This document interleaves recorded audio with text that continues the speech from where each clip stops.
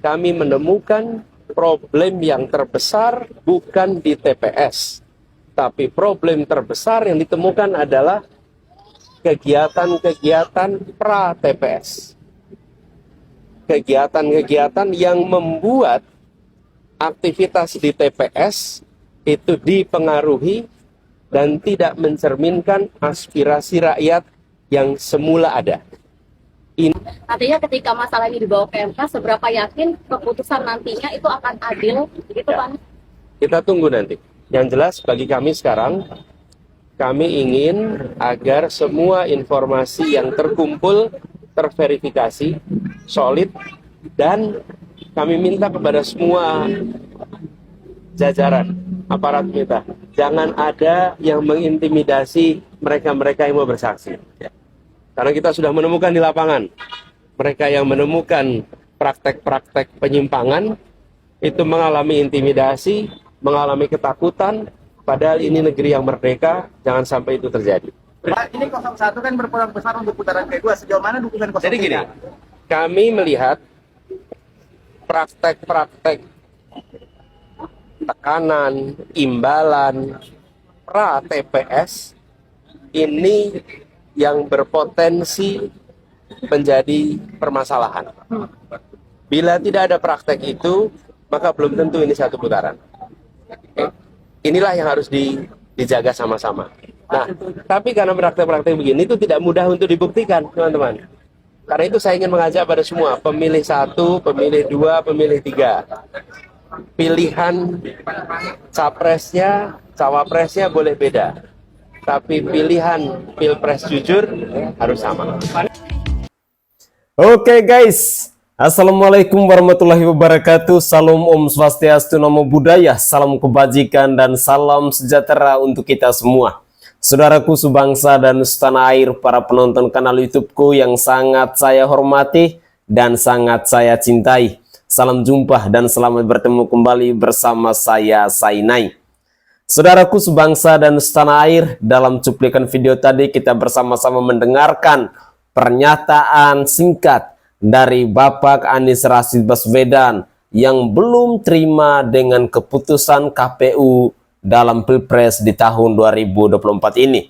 Dan dalam beberapa menit ke depan ini, saya akan menyajikan cuplikan-cuplikan video seru di mana ada saling stitch atau saling komentar, adu argumentasi antara pendukung 01 dan pendukung 02. Bagaimana kira-kira keseruannya?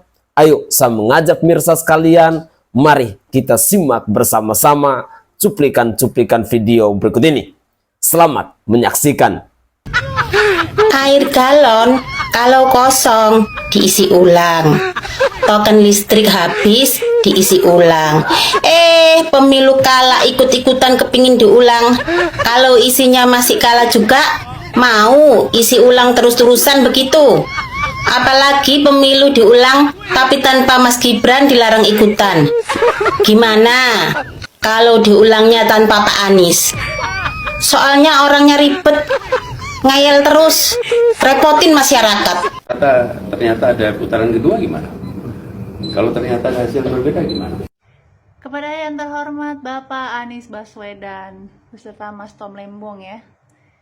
Ini gimana ya sih Pak ceritanya ada putaran kedua? Kedua orang di dalam video ini ada lulusan Amerika loh.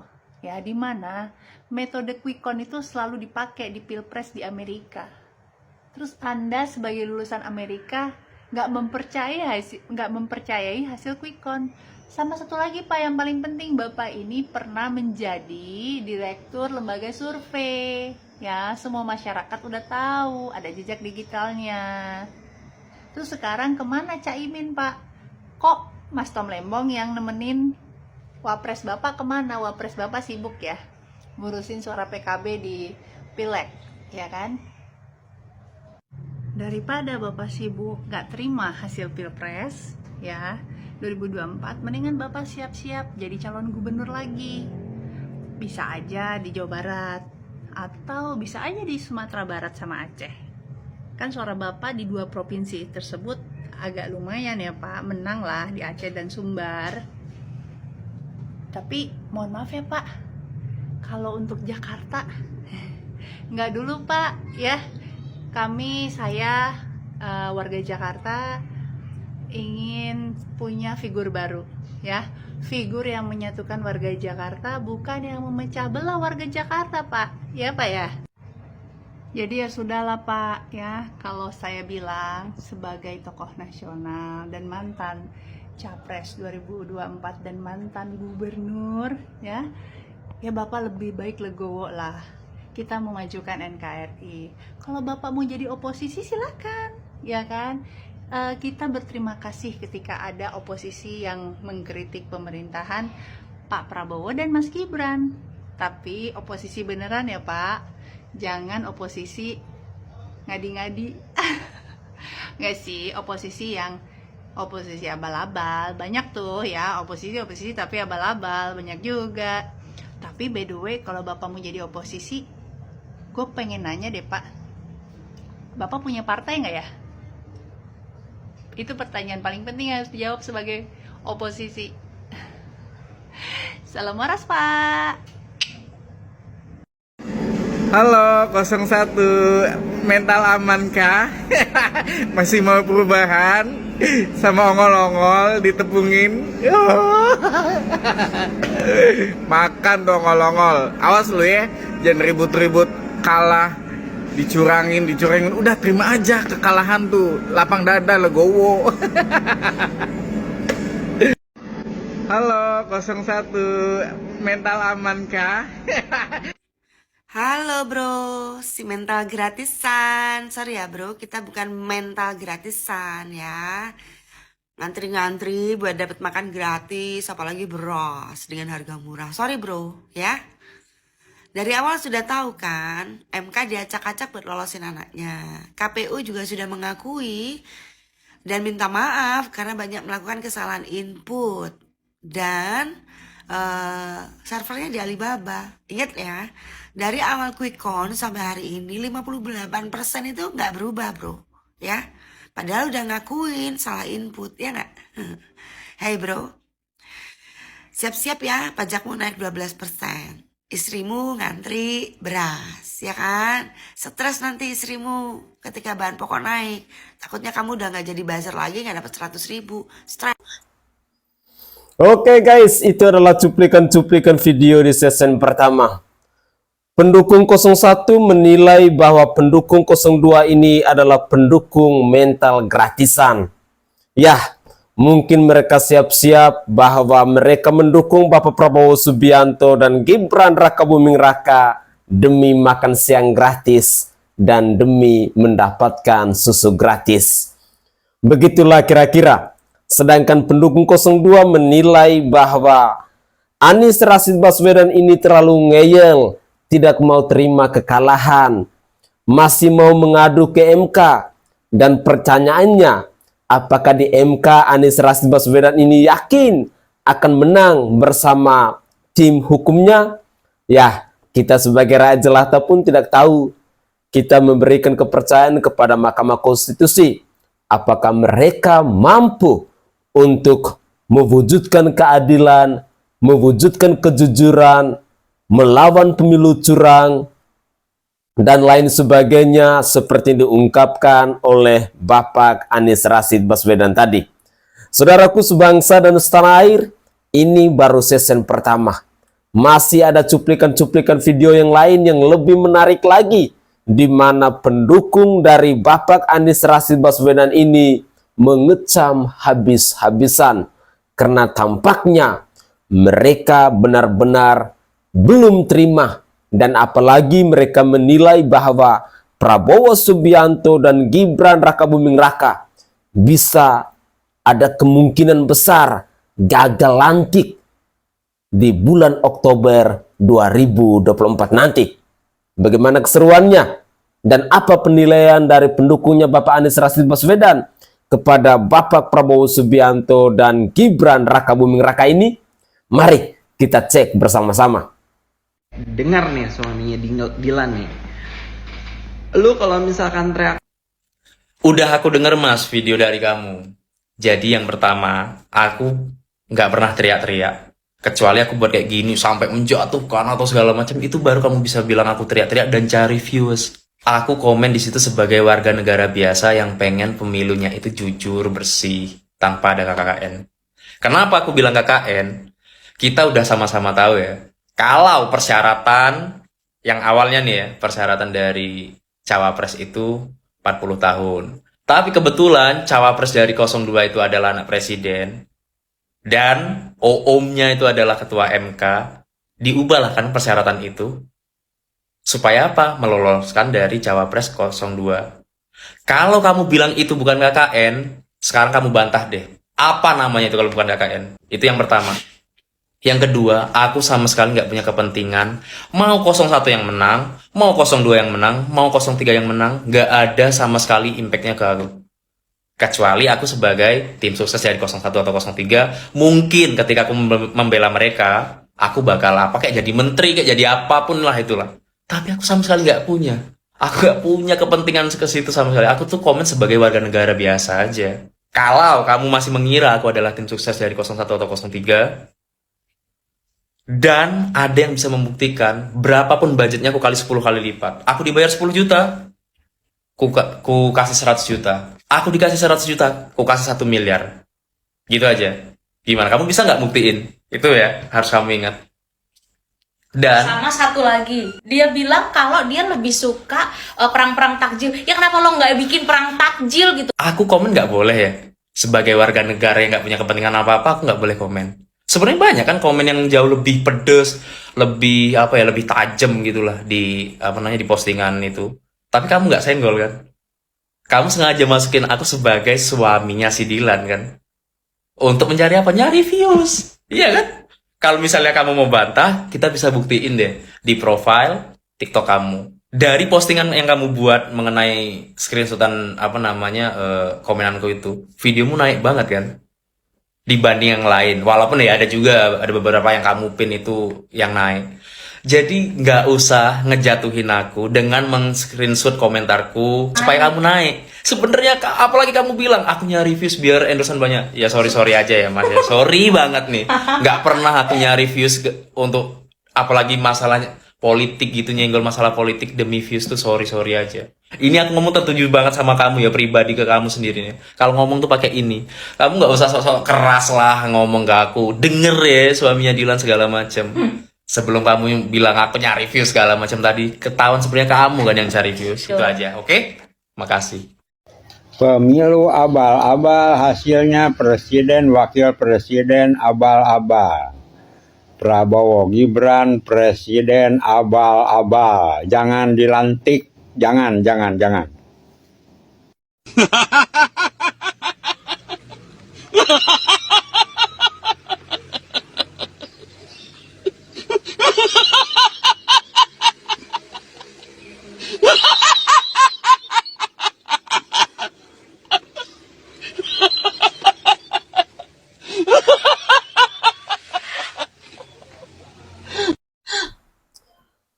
Saudaraku, dalam cuplikan video yang terakhir tadi kita melihat Pak Tejo tertawa. Sosok budayawan senior di bangsa ini.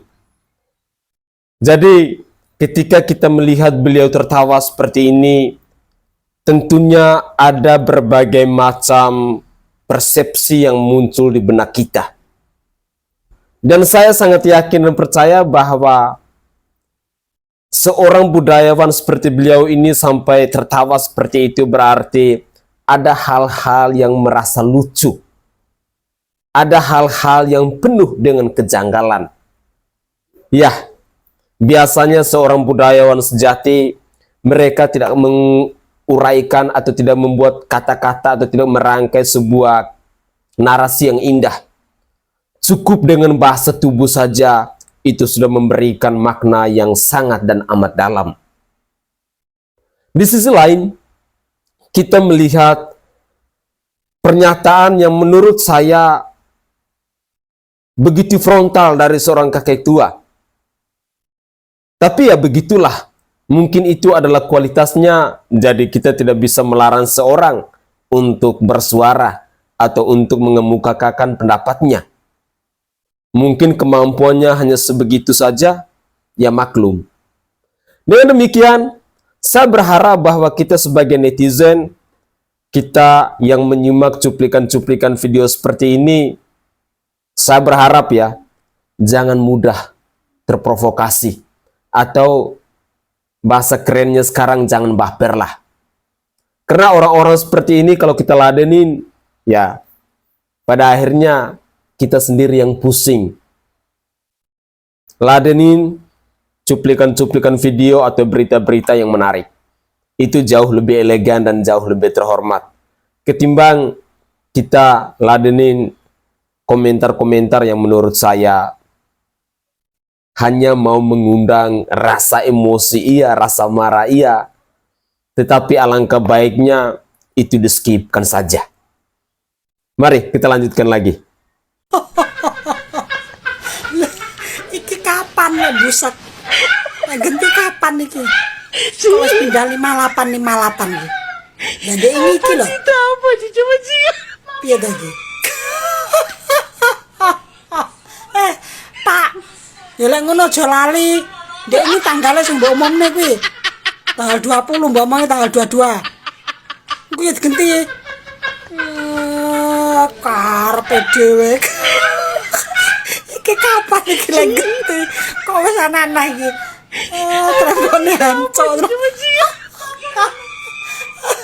Suwi-suwi gendeng rasane kok. Walah Pak, ngono njaluk rakyat pinter kabeh. Lah wong pejabatnya nyenah. Sembuh kono. Ini jelas sekali. Masa ada pemilu sudah di set up bahwa ini hasilnya harus segini, ini hasilnya harus segini, ini hasilnya harus segini. Hebat sekali. Jadi ini harus diusut tuntas. Kalau menurut saya khusus tuntas. Jadi udah beberapa kali juga udah disampaikan ya dengan petisi yang kita laksanakan. Enggak, nothing semua. Enggak ada tindak lanjutnya. Saya minta untuk penyelenggara negara ini coba usut tuntas masalah ini. Kemenangan ini ternyata tidak membawa suatu euforia. Harusnya kemenangan ini membawa sukacita, lompat-lompat, joget-joget gemoy seperti berbulan-bulan, setiap hari dulu kan sampai keringat, dengan mengatakan bahwa adalah hak kita untuk bergembira. Apa salahnya bergembira joget-joget? Kok menang malah berkabung, malah nangis? Ya mungkin harus menanggung banyak beban moral sekarang. Namun menurut saya ini adalah hari duka cita bagi anak muda. Orang mengatakan bahwa ya yang penting kan anak muda mewakili kita di situ. Tapi justru dalilnya adalah ini adalah hari terakhirmu untuk maju dan untuk jadi orang di negeri Wakanda. Kalau kamu bukan orang dalam, kamu bukan anak elit, dan kamu bukan anak penguasa, cita-citamu itu tidak akan bisa tercapai. Ya paling kamu di sini di TikTok lah, jual kolor, jual daster, jual cireng, itu oke lah. Tapi jangan mimpi kamu itu orang biasa bisa jadi orang di negeri ini. Bahkan orang tua juga. Lu mau jadi pengacara hakim, dan kalau kamu tidak melalui proses orang dalam dan orang yang punya link tertentu, kamu tidak akan bisa maju. Jadi ini adalah tanda kiamatnya. Bukan demokrasi, tapi harapan bagi semua orang. Kamu punya anak sekarang, kamu tanya ke dia, cita-citanya apa kamu nak? Aku pengen jadi menteri, pengen jadi presiden. Udahlah, kamu jual aja cireng di luar, jual tahu bulat. Seperti ponakan saya, dia ambil jurusan hubungan internasional, dia pengen jadi menteri luar negeri. Udahlah, lo nggak usah mimpi lah, lo bantu aja mak lo jual bakmi ayam, bakso di gang. Saya bilang kayak gitu, pesimis. Karena sudah terbukti, ini adalah hari berkabungmu, generasi milenial dan Gen Z atau Jetpam. Ya, kamu mau diwakili sama anak muda, justru kamu telah menutupi pintumu untuk hari esok. Lihat saja, saya kalau ngomong tuh pakai ilmiah. Oh, kamu pesimis. Saya nggak pesimis, saya realistis. Seperti Pak Gemoy, realistis. Kalau mau menang harus bawa anak muda. Tapi anak muda tertentu. Tentu bukan anak kamu, bukan saudara kamu, atau bukan kamu. Anak muda tertentu. So, pintu telah tertutup bagimu. Ya kamu berdoa aja kepada Tuhan sih. Pasti ada jalan. Kalau sekedar hidup dan survive, ya bertahan hidup pasti kita dikasih jalan. Tapi untuk masuk ke dalam ranah tertentu, karir tertentu, yang memiliki pengaruh untuk jutaan, ratusan juta orang, no. Itu hanya untuk elit. Karena adalah dari mereka untuk mereka. Bukan dari mereka untuk kita. Bukan. Dari mereka untuk mereka. Selamat berkabung. Bilang sama kawan-kawannya, jangan koar-koar dulu sebelum dilantik. Ahmad Akbar, dengerin ini baik-baik ya, dengerin Ahmad Akbar. KPU itu kan penyelenggara pemilu ya, dan KPU kan sudah mengumumkan secara resmi, sudah ketok palu bahwa Prabowo Gibran menjadi presiden dan wakil presiden terpilih 2024 ya. Pengumuman itu sudah resmi, jadi wajar kita ini pendukungnya merayakan, bergembira, sukacita gitu loh. Kalau kalian nggak terima, kalian gugat ke MK, ya itu lain cerita, monggo. Nanti silakan dibuktikan. Kan kamu juga nanya kan, kalau misalkan nanti gugatan di MK menang gimana? Ya tenang aja, udah aku jawab kan. Nanti aku buatkan VT ucapan selamat. Nih aku tambahin, kalau perlu ya, aku buatkan tumpeng ya. Tumpengnya ntar lebih gede dari tumpeng yang aku bikin tuh kemarin buat Pak Prabowo ya. Nih catet nih ya, simpen nih videonya nih ya. Nanti aku buatkan tumpeng yang lebih gede kalau emang gugatan kalian menang nanti di MK ya. Dan aku juga udah nggak sabar kok nunggu sidangnya kayak apa nanti ya. Jadi kalau kita koar-koar tentang kemenangan Pak Prabowo, ya terserah kita. Kalian aja koar-koar soal curang. Belum bisa dibuktikan tapi udah koar-koar. Kita koar-koar kemenangan yang jelas-jelas udah disahkan sama KPU, kalian nggak terima. Gimana loh? Sekarang giliran aku nanya ya sama kamu Ahmad Akbar. Kalau nanti gugatan di MK kalah, gimana tanggapan kamu? Gimana? Gimana tanggapan kamu? Oke guys, itu adalah cuplikan-cuplikan video yang bisa saya persembahkan ke hadapan pemirsa dalam konten saya kali ini. Di mana cuplikan video kali ini kita lebih banyak mendengarkan komentar-komentar dari pendukung 01 maupun pendukung 02. Dalam cuplikan video yang terakhir ini, nampaknya ibu ini juga agak blunder ya. Kita ketahui bersama-sama bahwa KPU itu adalah pihak penyelenggara. Benar, mereka sudah mengumumkan hasil real count-nya bahwa yang menang adalah Prabowo Subianto dan Gibran Rakabuming Raka. Tetapi ingat, masih ada satu langkah lagi yang memutuskan bahwa Prabowo atau Gibran itu sah atau tidaknya itu kemenangan dalam Pilpres 2024 itu bukan KPU selaku pihak penyelenggara, tetapi Mahkamah Konstitusi.